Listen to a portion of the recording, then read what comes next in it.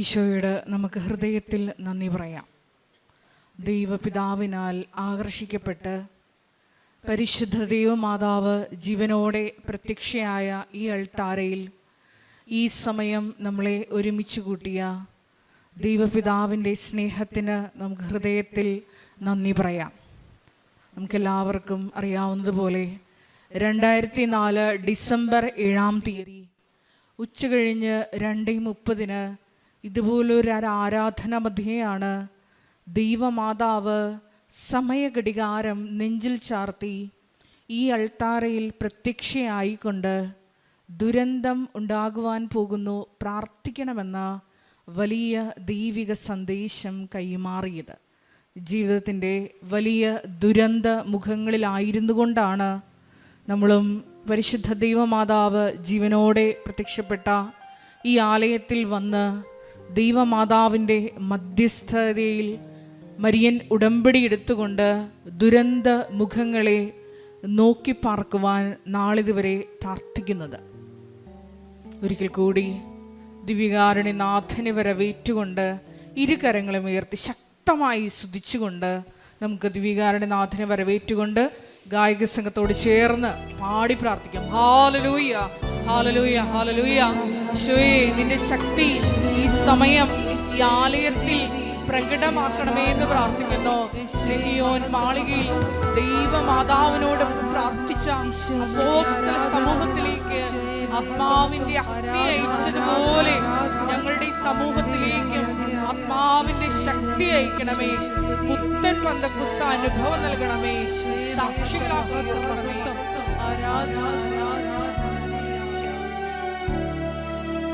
പരിശുദ്ധ പരമ ദിവ്യ കാരുണ്യത്തിന് നേരവും ആരാധനയും സ്തുതിയും പുകഴ്ചയും ഉണ്ടായിരിക്കട്ടെ. പരിശുദ്ധ പരമ ദിവ്യ കാരുണ്യത്തിന് നേരവും ആരാധനയും സ്തുതിയും പുകഴ്ചയും ഉണ്ടായിരിക്കട്ടെ. പരിശുദ്ധ പരമ ദിവ്യ കാരുണ്യത്തിന് നേരവും ആരാധനയും സ്തുതിയും പുകഴ്ചയും ഉണ്ടായിരിക്കട്ടെ. നമുക്കെല്ലാവർക്കും കൃപാസനം പ്രത്യക്ഷീകരണ മധ്യസ്ഥ പ്രാർത്ഥന ഏറ്റുചൊല്ലി പ്രാർത്ഥിക്കാം. അമ്മേ പരിശുദ്ധ അമ്മേ, അമ്മേ പരിശുദ്ധ അമ്മേ, ദൈവമാതാവേ, ദൈവമാതാവേ, കൃപാസനത്തിലൂടെ ഞങ്ങൾക്കും ഞങ്ങളുടെ ദേശത്തിനും അമ്മ മധ്യസ്ഥം തേടി തന്ന എല്ലാ അനുഗ്രഹങ്ങൾക്കും കൃപകൾക്കും ഞങ്ങളിപ്പോൾ ഹൃദയം നിറഞ്ഞ നന്ദി പറയുന്നു. സ്തുതിച്ചു പ്രാർത്ഥിക്കാം. Hallelujah, hallelujah. നാളിതുവരെ ഞങ്ങൾക്ക് ലഭിച്ച എല്ലാ കൃപകൾക്കും അനുഗ്രഹങ്ങൾക്കും നന്ദി പറയുന്നു. Hallelujah, hallelujah, hallelujah, hallelujah. ദൈവപിതാവേ നന്ദി, ദൈവപിതാവേ മഹത്വം, ദൈവപിതാവേ ആരാധന. ഹല്ലേലൂയ. കരങ്ങൾ വീശിക്കും.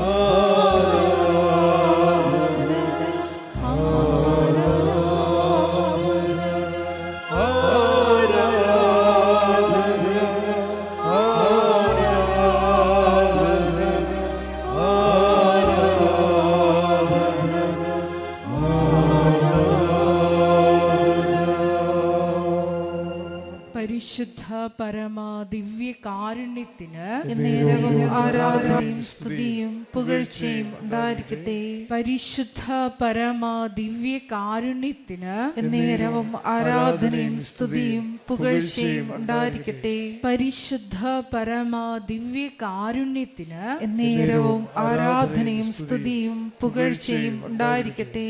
അമ്മേ പരിശുദ്ധ അമ്മേ, അമ്മേ പരിശുദ്ധ അമ്മേ, ദൈവമാതാവേ, ദൈവമാതാവേ, 2004 ഡിസംബർ 7-ാം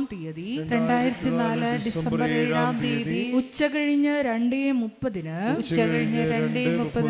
കൃപാസനത്തിൽ സംഭവിച്ച അമ്മയുടെ പ്രത്യക്ഷപ്പെടലിനെ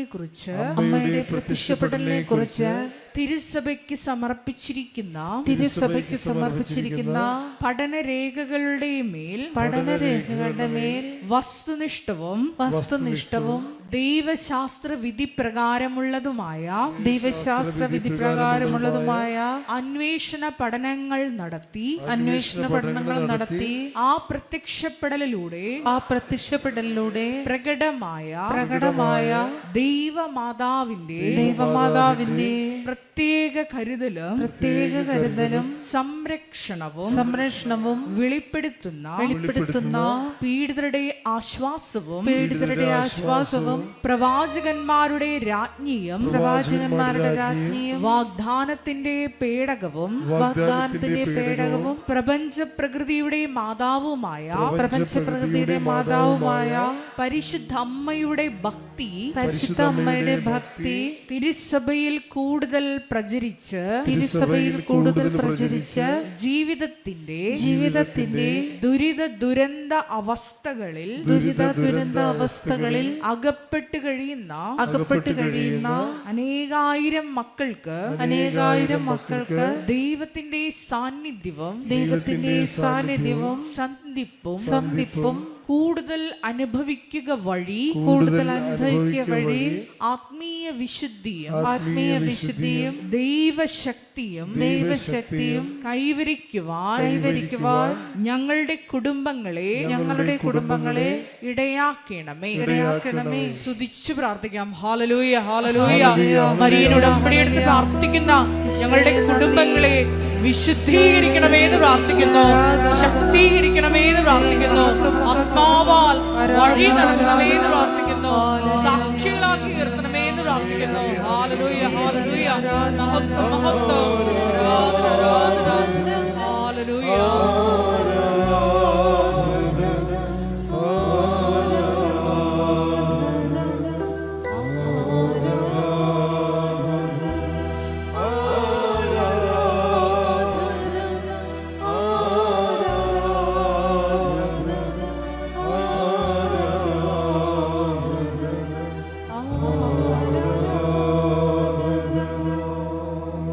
പരിശുദ്ധ പരമാ ദിവ്യ കാരുണ്യത്തിന് നേരവും ആരാധനയും സ്തുതിയും പുകഴ്ചയും ഉണ്ടായിരിക്കട്ടെ. പരിശുദ്ധ പരമാ ദിവ്യ കാരുണ്യത്തിന് നേരവും ആരാധനയും സ്തുതിയും പുകഴ്ചയും ഉണ്ടായിരിക്കട്ടെ. പരിശുദ്ധ പരമാ ദിവ്യ കാരുണ്യത്തിന് നേരവും ആരാധനയും സ്തുതിയും പുകഴ്ചയും ഉണ്ടായിരിക്കട്ടെ. അമ്മേ പരിശുദ്ധ അമ്മേ, ഭൂസ്വർലോകങ്ങളുടെ രാജ്ഞിയായ അങ്ങയ്ക്ക് ഭൗമ സംരക്ഷണത്തിനായി പ്രപഞ്ച പ്രകൃതിയെ തന്നെ തിരുസഭ പ്രതിഷ്ഠിക്കുവാൻ ഈ പ്രത്യക്ഷീകരണം വഴി ഇടയാക്കണമേ. പരിശുദ്ധ അമ്മേ, ജപമാല മാതാവേ,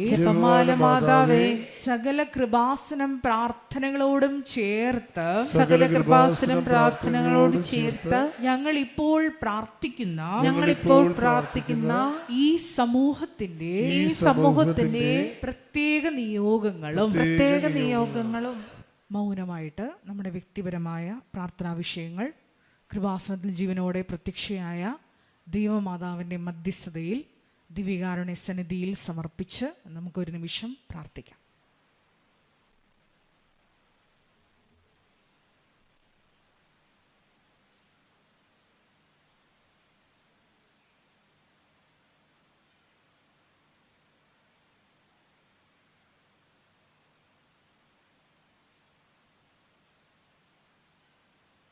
അമ്മയുടെ പ്രത്യക്ഷീകരണത്തിന്റെ ഈ അനുഗ്രഹവേളയിൽ ഞങ്ങൾക്ക് സാധിച്ചു തരുവാൻ കനിയണമേ. ആമേൻ.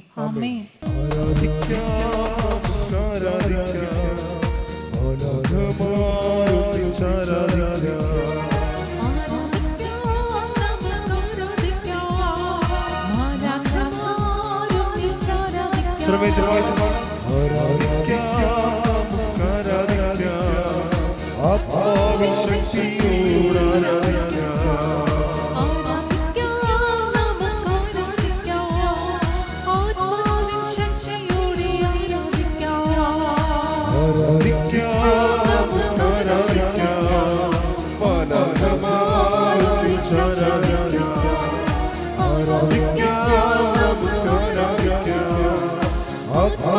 സ്തുതിക്കട്ടെ.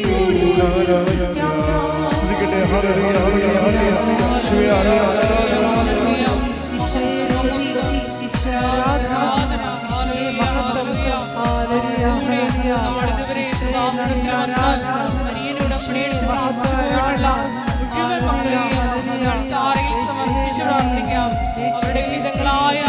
ജീവിത ദുരിതങ്ങളെ സമർപ്പിച്ച്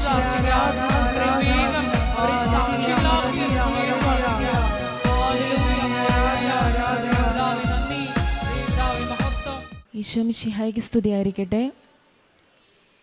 പരിശുദ്ധ അമ്മയുടെ പ്രത്യക്ഷീകരണത്തിൻ്റെ സാക്ഷിയാക്കി എന്നെയും എൻ്റെ കുടുംബത്തെയും അനുഗ്രഹിച്ച ഈശോയ്ക്കും പരിശുദ്ധ അമ്മയ്ക്കും ആയിരം ആയിരം നന്ദി പറയുന്നു. എൻ്റെ പേര് ജീന, ഇതെൻ്റെ ഹസ്ബൻഡ് ജോബിൻസ്, ഇത് ഞങ്ങളുടെ മൂന്നാമത്തെ കുഞ്ഞ് എമ്മ, ഇത് എൻ്റെ മമ്മി മോളി. ഞങ്ങൾ ബാംഗ്ലൂരിൽ നിന്നാണ് വരുന്നത്. ഞങ്ങൾ ബാംഗ്ലൂർ ഫിലിപ്സിലാണ് വർക്ക് ചെയ്യുന്നത്. ഞങ്ങളുടെ ജീവിതത്തിലുണ്ടായ ഒരു പരിശുദ്ധ അമ്മ വഴി ഈശോ ചെയ്ത വലിയ അനുഗ്രഹങ്ങൾക്ക് സാക്ഷ്യം പറയുവാനാണ് ഞങ്ങളിന്നിവിടെ നിൽക്കുന്നത്. ആദ്യമായിട്ട് ഞങ്ങളുടെ കുഞ്ഞിൻ്റെ സാക്ഷ്യമാണ് പറയുന്നത്. ഞങ്ങൾ ആദ്യമായിട്ട് തീർത്ഥാടന ഉടമ്പടി എടുക്കുന്നത് ഒക്ടോബർ 7, 2024 ആദ്യം ഞങ്ങൾ ഓൺലൈൻ ഉടമ്പടിയാണ് എടുത്തത്. ഉടമ്പടി എടുക്കുവാനുള്ള കാരണമെന്ന് പറയുന്നത്, ഞങ്ങൾ യൂട്യൂബിൽ കൃപാസനത്തിലെ സാക്ഷ്യങ്ങൾ ഇങ്ങനെ കേൾക്കുവാനിടയായി. അങ്ങനെ 2-3 സാക്ഷ്യം കേട്ടപ്പോൾ ഞങ്ങൾക്ക് മനസ്സിലായി ഇത് ദൈവത്തിൻ്റെ ഒരു വലിയ പദ്ധതിയാണെന്നുള്ള തിരിച്ചറിവോടുകൂടിയാണ് ഞങ്ങൾ വന്നത്. ഞങ്ങൾക്ക് പ്രത്യേക നിയോഗങ്ങളോ ആവശ്യങ്ങളോ ഒന്നും വയ്ക്കുവാൻ ആ സമയത്ത് ഉണ്ടായിരുന്നില്ല. അങ്ങനെ ഒരു ആവശ്യത്തിന് വേണ്ടിയോ അല്ല ഞങ്ങൾ വന്നത്. ദൈവത്തിൻ്റെ വലിയ പദ്ധതിയാണെന്നുള്ള തിരിച്ചറിവോടുകൂടി ഞങ്ങൾ ആദ്യമായിട്ട് ബാംഗ്ലൂരിൽ നിന്ന് ഓൺലൈൻ ഉടമ്പടി എടുത്തു. അങ്ങനെ ഞങ്ങൾ പ്രാർത്ഥനകളൊക്കെ ചെല്ലാൻ തുടങ്ങി. അപ്പോൾ ഞങ്ങൾക്ക് മാതാവിൻ്റെ ഒരു വലിയ ഒരു സാന്നിധ്യവും അനുഭവം ഉണ്ടായത്, ഒരിക്കൽ ഒരു സന്ധ്യാസമയമൊക്കെ ആയപ്പോഴത്തേക്ക് റൂമിൽ ഇങ്ങനെ നിറയെ മഞ്ഞ് നിറഞ്ഞ പോലത്തെ ഒരു അവസ്ഥയുണ്ടായി. പക്ഷെ ഞങ്ങൾക്കത് മനസ്സിലായില്ല. എല്ലാ റൂമിലും ഉണ്ടായിരുന്നു. ഞങ്ങൾ ഓർത്തു ഇത് എന്തായിരിക്കും ഇങ്ങനെയെന്ന് വിചാരിച്ചു. പക്ഷെ ഞങ്ങൾക്കത് മനസ്സിലായില്ല. അതിനുശേഷം 1-2 ദിവസം കഴിഞ്ഞപ്പോൾ ഞാനൊരു സാക്ഷ്യം വീണ്ടും കേൾക്കാനിടയായി. അപ്പോൾ ആ സാക്ഷ്യത്തിൽ ഒരു ചേച്ചി പറയുന്നുണ്ട്, ഇവിടെ വന്ന് തീർത്ഥാടന ഉടമ്പടി എടുത്ത് ചേച്ചി തിരിച്ച് വീട്ടിൽ ചെന്നപ്പോൾ ആ ചേച്ചിക്ക് മഞ്ഞ് നിറഞ്ഞ പോലത്തെ ഒരു അനുഭവം, അത് മാതാവിൻ്റെ ഒരു വലിയ സാന്നിധ്യമായിരുന്നു എന്ന് മനസ്സിലായി. അപ്പോൾ ഞങ്ങൾക്കും മനസ്സിലായി ഞങ്ങളുടെ കൂടെയും മാതാവ് ഉണ്ടെന്ന് ഞങ്ങൾക്ക് മനസ്സിലായി. അതിനുശേഷം ഞങ്ങൾ ഒക്ടോബർ 7 ആണ് ഇവിടെ വന്ന് തീർത്ഥാടന ഉടമ്പടി എടുക്കുന്നത്. ഈ കുഞ്ഞിൻ്റെ സാക്ഷ്യം എന്ന് പറയുന്നത്, എൻ്റെ 2ാമത്തെ പ്രഗ്നൻസിയിൽ ഒരു കോംപ്ലിക്കേഷൻ ഉണ്ടായിരുന്നു. എൻ്റേത് നെഗറ്റീവ് ബ്ലഡ് ഗ്രൂപ്പാണ്. അപ്പോൾ കുഞ്ഞ് ഓപ്പോസിറ്റീവ് ആയിരുന്നു. അപ്പം RH ഇൻകോമ്പാക്റ്റബിലിറ്റി എന്ന് പറയുന്ന ഒരു പ്രോബ്ലം ഉണ്ട്. അതായത് എൻ്റെ ബ്ലഡിൽ ഒരു ആൻറ്റിബോഡി ഡെവലപ്പായിട്ട് കുഞ്ഞിൻ്റെ RBCനെ നശിപ്പിച്ച് കളയുന്ന ഒരു പ്രോബ്ലം ആയിരുന്നു അത്. അപ്പോൾ 8ാമത്തെ മാസമൊക്കെ ആയപ്പോഴത്തേക്കും കുഞ്ഞ് വയറ്റ് വെച്ച് തന്നെ അനീമിക്കായി തുടങ്ങി. അപ്പം 8ാമത്തെ മാസം ഡെലിവറി ആയപ്പോൾ തന്നെ കുഞ്ഞിന് ബ്ലഡ് ട്രാൻസ്ഫ്യൂഷനൊക്കെ ചെയ്തു. 2 പ്രാവശ്യം ബ്ലഡ് ട്രാൻസ്ഫ്യൂഷൻ ചെയ്തു. പിന്നെ ഡോക്ടർ അമൃതയിലേക്ക് റെഫർ ചെയ്യുകയൊക്കെ ചെയ്തു. അപ്പോൾ ആ സമയത്ത് ഞങ്ങൾക്കൊരു പേടിയായിരുന്നു, വല്ലാണ്ടൊരു ഭയമൊക്കെ ഞങ്ങൾക്ക് ആ സമയത്തുണ്ടായിരുന്നു. ആ സമയത്ത് ഞങ്ങൾ ഉടമ്പടിയിലായിരുന്നില്ല. അതിനുശേഷം ഡോക്ടർ ഞങ്ങളോട് പറഞ്ഞു, അപ്പോൾ 2ാമത്തെ പ്രഗ്നൻസിയിൽ ഇങ്ങനെ ഈ നെഗറ്റീവ് ബ്ലഡുള്ള മദേഴ്സിന് ഇങ്ങനത്തെ ഇഷ്യൂ വരുന്നതാണ്. പക്ഷേ 2ാമത്തെ പ്രഗ്നൻസിയിൽ ഇങ്ങനെ 8th മന്തിൽ വന്നതുകൊണ്ട് ഇനിയൊരു പ്രഗ്നൻസി ഡിഫിക്കൽട്ടാണ്. ഇനിയൊരു പ്രഗ്നൻസി വരുമ്പം കുഞ്ഞ് കുറച്ചും കൂടി നേരത്തെ അനീമിക്കാവും. അപ്പോൾ നമുക്ക് വയറ്റിൽ വെച്ച് തന്നെ ബ്ലഡ് ട്രാൻസ്ഫ്യൂഷൻ കൊടുക്കേണ്ടി വരും എന്ന് പറഞ്ഞു. അപ്പോൾ ഞങ്ങൾക്ക് കുറച്ച് വിഷമമായി. അപ്പോൾ അതിനുശേഷം ഞങ്ങൾ പിന്നീട് ഉടമ്പടി 2-3 വർഷത്തിന് ശേഷമാണ് പിന്നീട് ഉടമ്പടി എടുക്കുന്നത്. അതിന് മുന്നേ ഞങ്ങൾ ഒരുമിച്ച് ബാംഗ്ലൂർ ഒരു ധ്യാനത്തിന് കൂടിയപ്പോൾ ഒരു ബ്രദർ പറഞ്ഞു, ഞങ്ങൾക്ക് ഈശോ ഒരു കുഞ്ഞിനെയും കൂടി തരാൻ ആഗ്രഹിക്കുന്നുണ്ടെന്ന് പറഞ്ഞു. അപ്പം ഞങ്ങൾ ഈ ഇഷ്യൂവും പ്രോബ്ലവും ഒക്കെ ഞങ്ങളുടെ മനസ്സിലേക്ക് പെട്ടെന്ന് കയറി വന്നു. പക്ഷേ ഈശോ ഞങ്ങൾക്കൊരു കുഞ്ഞിനെ തരാൻ ആഗ്രഹിക്കുന്നു എന്ന് പറഞ്ഞു കഴിഞ്ഞാൽ പിന്നെ നമ്മളതിനകത്ത് വേറെ ഒന്നും ചിന്തിക്കേണ്ട കാര്യമില്ല. അപ്പം ഞങ്ങളത് ഉറച്ച് വിശ്വസിച്ചു. അതിനുശേഷമാണ് ഞങ്ങൾ ഉടമ്പടി എടുക്കുന്നത്. ഉടമ്പടിയിലേക്ക് കടന്നു വന്നപ്പോൾ ഞങ്ങൾക്കുണ്ടായ ഒരു മാറ്റം എന്ന് പറഞ്ഞാൽ ഞങ്ങളുടെ ഭയവും ടെൻഷനും ഒക്കെ പോയി. രണ്ടാമത്തെ പ്രഗ്നൻസി ഞങ്ങൾ ഒത്തിരി പേടിച്ചായിരുന്നു കുഞ്ഞിൻ്റെ കാര്യത്തിൽ.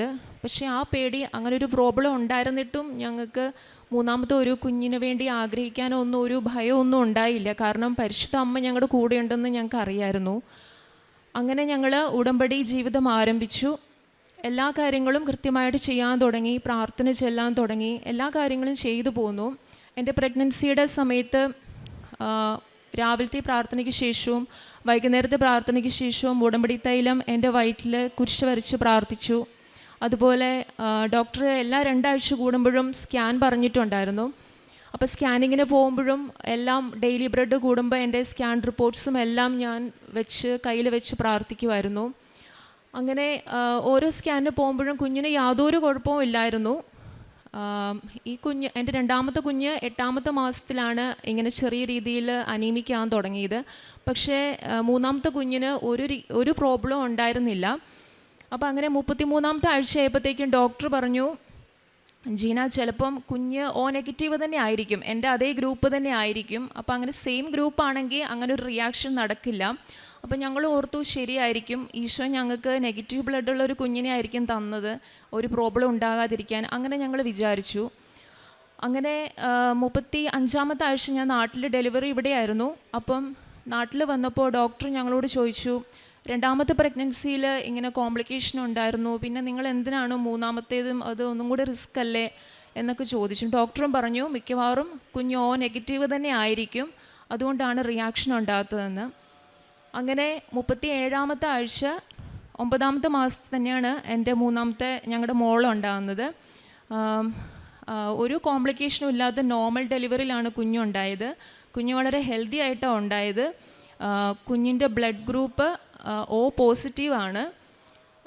അപ്പം ഈ ഹോസ്പിറ്റലിൽ അഡ്മിറ്റ് ആവുന്നതിന് മുമ്പ് ഞാൻ ഡെയിലി ബ്രെഡ് പ്രാർത്ഥന കൂടിയപ്പം ഞാൻ പരിശുദ്ധ അമ്മയോട് പറഞ്ഞു, അമ്മേ, ഡോക്ടർ പറഞ്ഞത് ഞങ്ങളുടെ കുഞ്ഞ് O നെഗറ്റീവ് ആണെന്നാണ് ഡോക്ടർ പറഞ്ഞത്.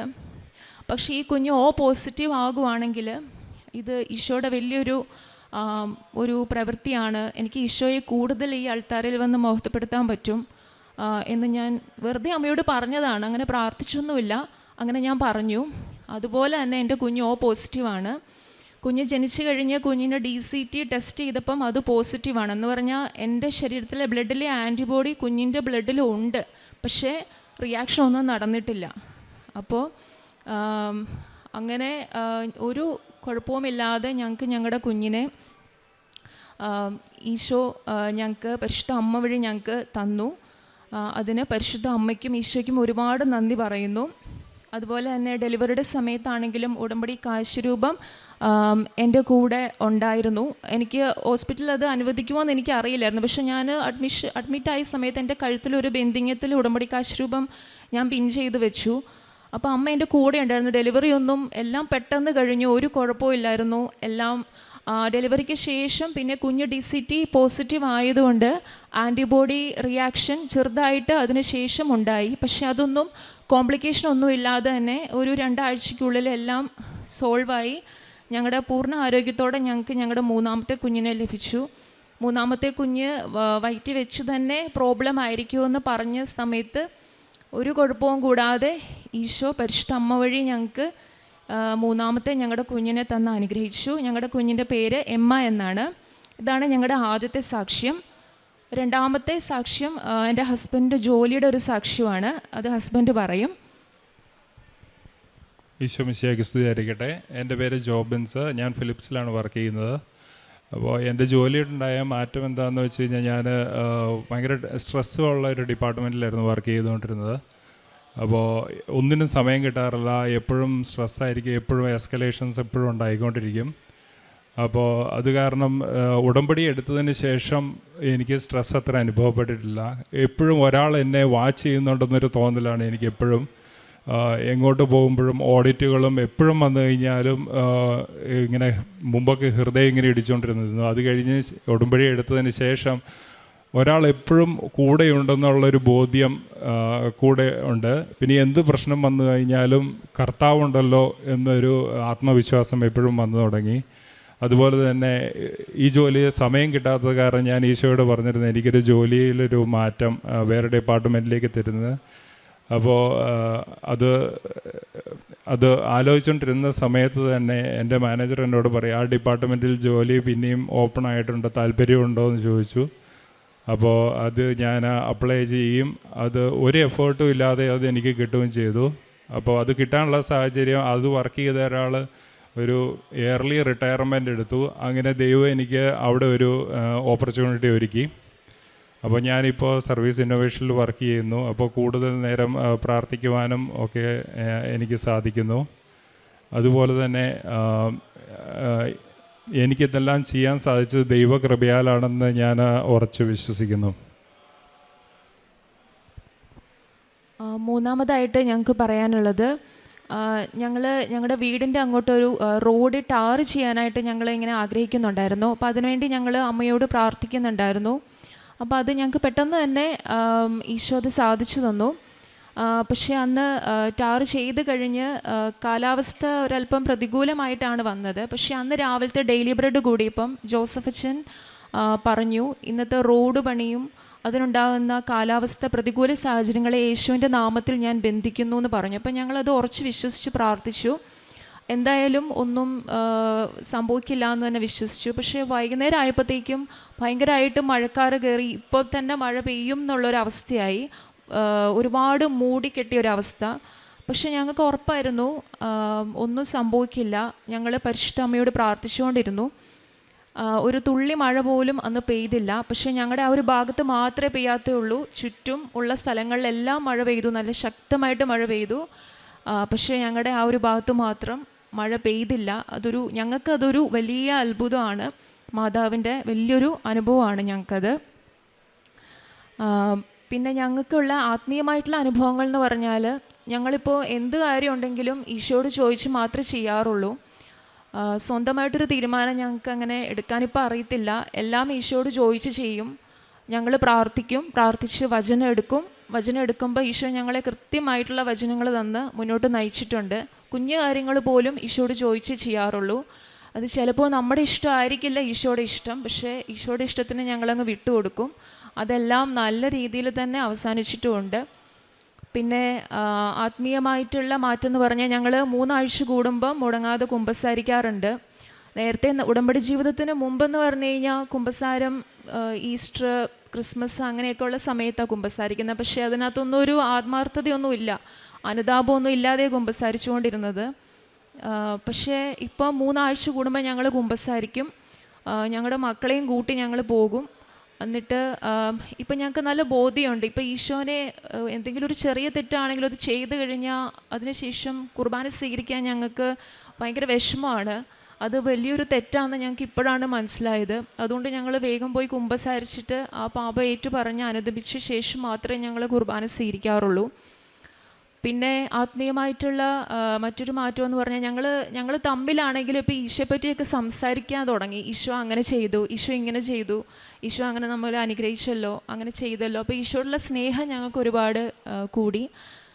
പിന്നെ കാരുണ്യ പ്രവൃത്തിയായിട്ട് ഞങ്ങൾ ചെയ്യുന്നത്, ഞങ്ങൾ ബാംഗ്ലൂർ ഞങ്ങൾക്ക് അറിയാവുന്ന ഒരു സിംഗിൾ പേരൻ്റ് ആയിട്ടുള്ള കുട്ടികളെ നോക്കുന്ന ഒരു ഹോമുണ്ട്. 10 കുട്ടികളെ നോക്കുന്ന ഒരു സിസ്റ്റർ നടത്തുന്നതാണ്. അപ്പം ഞങ്ങൾ അവിടേക്ക് എല്ലാ ശനിയാഴ്ചയും ഉച്ചയ്ക്കത്തെ ഒരു നേരത്തെ കറി ഉണ്ടാക്കി കൊടുക്കും. അത് ഞങ്ങൾ ഇന്നും മുടങ്ങാതെ ചെയ്യുന്നുണ്ട്. ബാംഗ്ലൂർ ഇല്ലാത്ത ഏതെങ്കിലും ഒരു ദിവസമാണെങ്കിൽ ഞങ്ങൾ അതിന് ആവശ്യമായിട്ടുള്ള സഹായം പൈസയായിട്ടും ഞങ്ങൾ സിസ്റ്ററിന് കൊടുത്ത് സഹായിക്കും. അതുകൂടാതെ തന്നെ എല്ലാ മാസവും സിസ്റ്ററിനെ ഞങ്ങൾ ഹെൽപ്പ് ചെയ്യാറുണ്ട്. ആ സിസ്റ്ററിനെ ഞങ്ങൾ പരിചയപ്പെടുന്നതിനെ പരിശുദ്ധ അമ്മ ഞങ്ങൾക്ക് കാണിച്ചു തന്നതാണ്. ബാംഗ്ലൂർ ഞങ്ങൾക്ക് ആദ്യമായിട്ട് ഇപ്പോൾ എവിടെ എങ്ങനെ തുടങ്ങണം, കാരുണ്യ പ്രവൃത്തി എങ്ങനെ സഹായിക്കണം, അങ്ങനെ ഒന്നും അറിയത്തില്ലായിരുന്നു. അപ്പോൾ ഞങ്ങൾ ഒരു പ്രാവശ്യം കുമ്പസാരിക്കാൻ പോയിട്ട് ആ പള്ളിയിൽ നിന്ന് ഞാൻ അമ്മയോട് പ്രാർത്ഥിച്ചു, അമ്മേ ഒരു ആരെങ്കിലും ഒരു വഴി കാണിച്ച് തരണേന്ന് പ്രാർത്ഥിച്ച് ഇറങ്ങിയ സമയത്താണ് ഈ സിസ്റ്ററിനെ ഞങ്ങൾ വളരെ യാദൃശ്യമായിട്ട് കാണുന്നത്. ആ സിസ്റ്റർ ഞങ്ങൾ കാറ് കൈ കാണിച്ചിട്ട് സിസ്റ്റർ പറഞ്ഞു, എന്നെ ഒന്ന് ടൗണിലേക്ക് ഇറക്കാവോ എന്ന് ചോദിച്ചു. അങ്ങനെ ആ സിസ്റ്ററിനായിട്ട് ഞങ്ങൾ പരിചയപ്പെടുന്നു. അപ്പോൾ ആ സിസ്റ്റർ സംസാരിച്ച് വന്നപ്പം എനിക്ക് ഭയങ്കര അത്ഭുതമായിരുന്നു. മാതാവിനോട് പറഞ്ഞതേ ഉള്ളൂ, അപ്പം തന്നെ മാതാവ് ഒരു അവസരം ഞങ്ങൾക്ക് ഒരുക്കി തന്നു. പിന്നെ കാരുണ്യപ്രവൃത്തിയായിട്ട് ഞങ്ങൾ എല്ലാവരെയും സഹായിക്കാറുണ്ട്. ആര് സഹായം ചോദിച്ചാലും ഞങ്ങൾ ഉടമ്പടി ജീവിതത്തിന് മുമ്പെന്ന് പറഞ്ഞു കഴിഞ്ഞാൽ ഒരാൾ സഹായം ചോദിക്കുമ്പോൾ നമ്മുടെ കയ്യിൽ അത് ഉണ്ടോ എന്ന് നമ്മളൊന്ന് ചിന്തിക്കും. പെട്ടെന്നൊരു ചിന്ത നമുക്ക് വരും, ഉണ്ടോ കൊടുക്കാൻ. പക്ഷേ ഇപ്പോൾ അങ്ങനെയല്ല, ഉള്ളതിൽ നിന്ന് നമ്മൾ കൊടുക്കും. ഉണ്ടോ ഇല്ലയോ എന്നുള്ള ചിന്തയൊന്നും ഇപ്പോൾ ഇല്ല, ഉള്ളതിൽ നിന്ന് നമ്മൾ കൊടുത്ത് സഹായിക്കും. പിന്നെ പ്രേക്ഷിത പ്രവർത്തനമായിട്ട് ഞങ്ങൾ ഇവിടുന്ന് കന്നഡ, ഇംഗ്ലീഷ്, ഹിന്ദി പത്രങ്ങളാണ് വാങ്ങിക്കുന്നത്. ഞങ്ങളത് റോഡിലൂടെ നടന്ന് കൊടുക്കാറുണ്ട്. പിന്നെ ഞങ്ങൾ പ്രാർത്ഥിച്ച് വിശ്വാസപ്രമാണം ചൊല്ലി തൈലം കുരിശ് വരച്ച് ആണ് പത്രം കൊടുക്കുന്നത്. റോഡിലൂടെ നടന്ന് പത്രം കൊടുക്കും. അതുപോലെ കന്നഡ ചർച്ചിലും ആണ് ഇംഗ്ലീഷ് പത്രവും കന്നഡ പത്രവും കൊടുക്കുന്നത്. പിന്നെ ഹസ്ബൻഡ് ഓഫീസിലെ ഒരു കാര്യത്തിന് പൂനെയിൽ പോയപ്പം ഹിന്ദി പത്രങ്ങൾ അവിടെ കൊടുത്തിട്ടുണ്ട്. പിന്നെ ഒരുപാട് പേരോട് ഞങ്ങൾ കൃപാസനത്തെ പറ്റി പറഞ്ഞു കൊടുത്തിട്ടുണ്ട്. പരിശുദ്ധ കൃപാസന മാതാവിനെ പറ്റി പറഞ്ഞു കൊടുത്തിട്ടുണ്ട്. ഞങ്ങളെക്കൊണ്ട് സാധിക്കുന്ന പോലെ എല്ലാം ഞങ്ങൾ മറ്റുള്ളവർക്ക് ഈശോയെപ്പറ്റി പറഞ്ഞു കൊടുക്കുവാനായിട്ട് ശ്രദ്ധിച്ചിട്ടുണ്ട്. പിന്നെ പ്രേക്ഷിത പ്രവർത്തനമായിട്ട് ഞങ്ങൾ എല്ലാ ദിവസവും മുടങ്ങാതെ ഡെയിലി ബ്രെഡ് സ്റ്റാറ്റസ് ഷെയർ ചെയ്യും. എൻ്റെ ഫ്രണ്ട്സിന് ഷെയർ ചെയ്യും, ഫ്രണ്ട്സ് ഗ്രൂപ്പിൽ, ഫാമിലി ഗ്രൂപ്പിൽ ഷെയർ ചെയ്യും. രാവിലെ എണീക്കുമ്പോൾ ആദ്യം ചെയ്യുന്ന കാര്യം അതാണ്. എല്ലാവർക്കും ഷെയർ ചെയ്ത് കൊടുത്ത ശേഷം മാത്രമേ ഞാൻ ഡെയിലി ബ്രെഡ് കൂടത്തുള്ളൂ. 5:30 കൃത്യം കൂടും, പക്ഷെ അതിന് മുന്നേ തന്നെ എല്ലാവർക്കും ഞങ്ങൾ ഷെയർ ചെയ്യും. അതുപോലെ തന്നെ ഉടമ്പടി ധ്യാനം എടുത്ത അന്ന് തൊട്ട് ഇന്ന് വരെ ഒരു ഉടമ്പടി ധ്യാനവും ഞങ്ങൾ മുടക്കിയിട്ടില്ല. എല്ലാ ചൊവ്വാഴ്ചയും എനിക്ക് വർക്ക് ഫ്രം ഹോമാണ്, അതുകൊണ്ട് ഞാൻ എല്ലാ ചൊവ്വാഴ്ചയും തന്നെ ഉടമ്പടി ധ്യാനം കണ്ടു തീർക്കാൻ ശ്രമിക്കും. ഇടയ്ക്ക് എന്തെങ്കിലും ഇതുണ്ടെങ്കിൽ മാത്രം ഒരു 2 ദിവസത്തിനുള്ളിൽ തന്നെ അത് കണ്ടു തീർക്കും. എല്ലാ ഉടമ്പടി ധ്യാനവും ഞങ്ങൾ ഷെയർ ചെയ്യും. ഇതൊക്കെയാണ് ഞങ്ങൾ പ്രേക്ഷിത പ്രവർത്തനമായിട്ട് ചെയ്തിട്ടുള്ളത്. അമ്മ ചെയ്ത എല്ലാ അനുഗ്രഹങ്ങൾക്കും നന്ദി പറയുന്നു. നിത്യരക്ഷ ലക്ഷ്യമാക്കിയുള്ള ഈ ഒരു ജീവിതത്തിൽ പരിശുദ്ധ അമ്മയുടെ കൈ പിടിച്ച് ഞങ്ങളുടെ ജീവിതത്തിലെ കുറവുകളെല്ലാം ഞങ്ങൾ തിരുത്തി ജീവിതം മെച്ചപ്പെടുത്തി ഈശോയെ കൂടുതൽ സ്നേഹിച്ച് ഞങ്ങൾ ഈ ഉടമ്പടി ജീവിതം തുടരുകയാണ്. ഈശോയ്ക്കും മാതാവിനും 1000 നന്ദി പറയുന്നു.